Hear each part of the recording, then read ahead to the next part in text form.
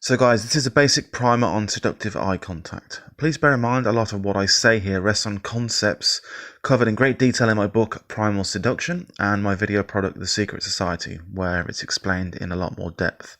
So please do check those products out. Now, seductive eye contact is rarely talked about, but it should be a natural part of attracting women. Whilst you might read or watch videos that say you can fake different types of eye contact or use tricks like triangular gazing, I think this is just gimmicky nonsense and is way off the mark. It sounds simple and it's easy to try, which is great, but it's not how seduction works in the real world, with real people, with real feelings. In fact, I think in the real world it boils down to 4 key areas: empathy, dominance, tenderness, and fractionation. So empathy, as I referenced in my previous video, a subset of empathy is the ability to read social cues, facial expressions, and body language and things like that. So what this means for eye contact is you have the ability to adjust your eye contact in real time if you're making her uncomfortable or are, for example, hammering sexual tension too much and things like that.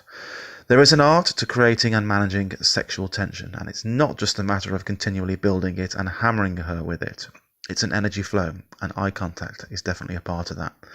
In my view, empathy relies on a fundamental building block of being a well-intentioned, good person.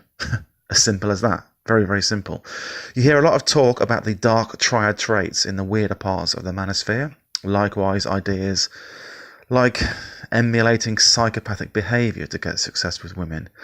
I think this kind of sordid crap tends to attract the weaker people who are fundamentally broken and weird.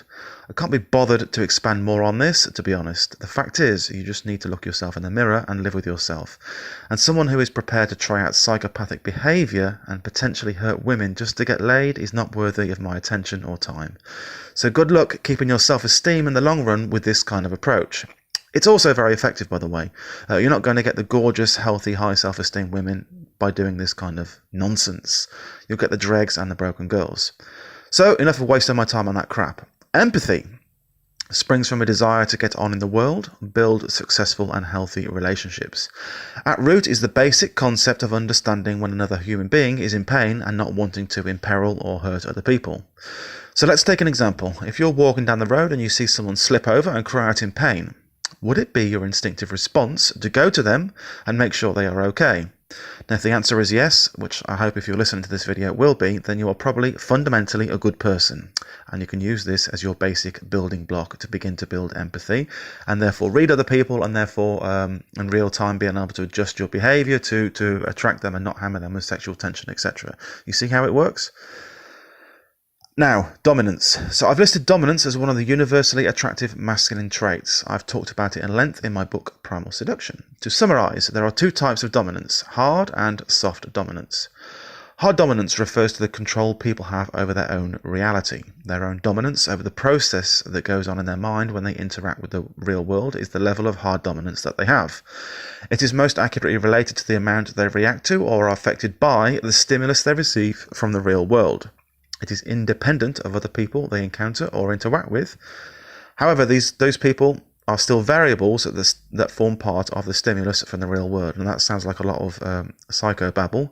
So people with a low level of hard dominance are often described as meek or easily led due to the fact that their reality can often be changed by outside factors leading them or to change their minds or go against what they actually believe.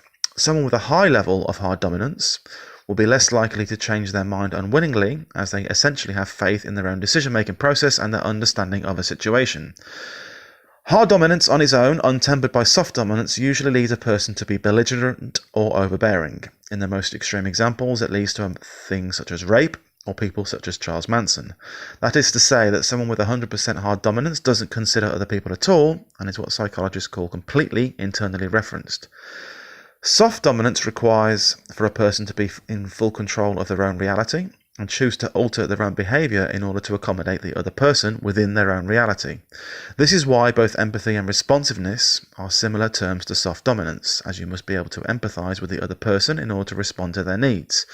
This leads us to another distinction between hard and soft dominance. Hard dominance is much closer to a belief than a skill, while soft dominance is much closer to a skill than a belief. So, from my book Primal Seduction, for example, in a restaurant when a waiter asks you to follow him to your table, you do so willingly and without much consideration. However, if someone asks you to follow them somewhere scary, then the decision will require much more thought on your part and more trust. So if you relate this back to the characteristic of desire and loving women, in other words, being a good person and having love for women, you will see the analogy. If you come from a position, from a bedrock of love and respect for a woman, you are thus displaying soft dominance. You're coming from a good place. You mean her no harm. You're coming from a position of love. In the human mating process, hard and soft dominance becomes intricately linked between the dynamic between partners. So how does this relate to seductive eye contact? Well, think about hard and soft dominance and empathy for a second. You want to display hard dominance to the girl, almost like breaking a horse in. You want to show her you are in control and you can handle her and her little tests won't bother you. So the hard, prolonged eye contact also allows you to show that you feel entitled to her. I'll give you a little anecdote from my own life to explain the point. So a Polish girl I met off Tinder recounted her first impression of me. She said, "You gave me a look straight away, which basically said I could have you. It really pissed me off and it was arrogant and I didn't like you." Bless her. So there's a lot to work with there if you get that kind of reaction. So I got an emotional reaction from her. It pissed her off. I affected her on some level. So this is a good thing. Remember, most kind of emotional reactions from a girl are good. Exasperation and thinking a guy is arrogant is very, very favourable. Not noticing him and being indifferent to him is the very worst kind of reaction you can get from a girl. Now, she was at this moment picking up on entitlement and hard dominance, expressed through cockiness and hard eyes. But that alone is not enough. If I'd acted on the date with her by just giving her hard eyes and cockiness all the time, she would have walked off at some point. Simply trying to show hard dominance through hard eyes will fry a girl's circuits quickly and convince her you are weird, to be honest. It has connotations of psychopathy. You have to show empathy and tenderness too, which is where the soft eyes come in. The soft eyes are an outward manifestation of soft dominance, right? So remember, a girl needs to feel safe with you. She needs to feel that you are leading her somewhere she wants to go. If she's going to submit to your power, she has to know that you're going to be able to control yourself and not hurt her. Beyond this simple calculation, showing the very real human quality of empathy shows you're a complex character and, like a real human being with real human feelings, rather than just some weird dude who is trying out experiments on her that he saw on a YouTube video to get into her knickers. You see how it works? Now, fractionation. So fractionation is where you give your attention and then withdraw. It can be used as an eye contact technique because it displays that she hasn't fully captivated your attention. So think about what happens when most guys see a hot girl. Their attention is immediately laser focused on the girl. They're like dogs with their tongues hanging out, waiting for any reciprocal sign of attention back from the girl. When you use fractionation, you intentionally break this pattern because you're taking the attention away from the girl. It's a way of preserving your power by not focusing all your attention on her in the early stages of a pickup. It demonstrates entitlement and experience with other women, all of which you want to show to girls to pique their interest. So that's a basic overview of using seductive eye contact. Like I say, I have gone through this, the principles of this in Primal Seduction. Things like hard and soft dominance, entitlement, how to get a sense of entitlement, especially with hot girls, in my book Primal Seduction, and the actual mechanics of displaying this in real time in my video product The Secret Society. Now, if you want to see an example of me actually doing this, then have a look at my Colombian kiss close video. Some of you might not have seen it. I will link it in the description below. There's also a video which I did called Create Sexual Tension, which is a shortened version of that Colombian kiss close video with all of the points when I'm ramping up and dialing down sexual tension with a girl. And it does display some of the concepts I talked about here. Certainly hard eyes, certainly soft eyes, and certainly dominance. And also fractionation. There are some points in that video where I'm looking away and looking back. It's not because I'm nervous. It's not actually, I'm not doing it deliberately. It's kind of natural and built in within my character because I've been doing it for a long time.